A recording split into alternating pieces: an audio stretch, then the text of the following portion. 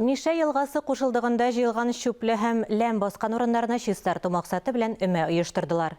Елга сайыкмасын өчен аның төбен ел сайын чистартып торырга кирәк. Моның өчен махсус техника кулланалар. Тулырак алдагы язмада. Миша елгасы кушылдыгында җыелган шүпле һәм ләм баскан урыннарны чистарту максаты белән өмә оештырдылар. Елга сайыкмасын өчен аның төбен ел сайын чистартып торырга кирәк. Моның өчен махсус техника кулланалар. Иң шүпле урыннарны җир снаряды ярдәмендә чистарталар. Грунтны өскә күтәрәләр. Рус Николаевский авылы халкы өчен суны чистарту аеруча мөмкин. Чөнки язгы ташу вакытында аларның участокларын су баса, ә сулыкны чистартып бетергәч, яр буйларын төзекләндерүгә керешәләр.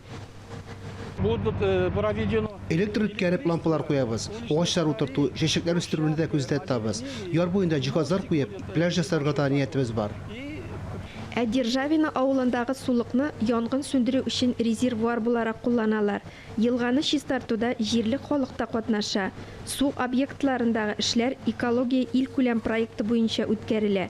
Суның төбен тирәнәйтү һәм чистарту эшләре Татарстанның 3 зур су объектында уза.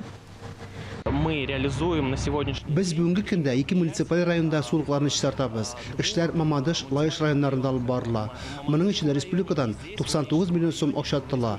Тулайым алганда, 3 су объектын төзекләндерүгә 2 ел эчендә 164 миллион сум акча бирелә.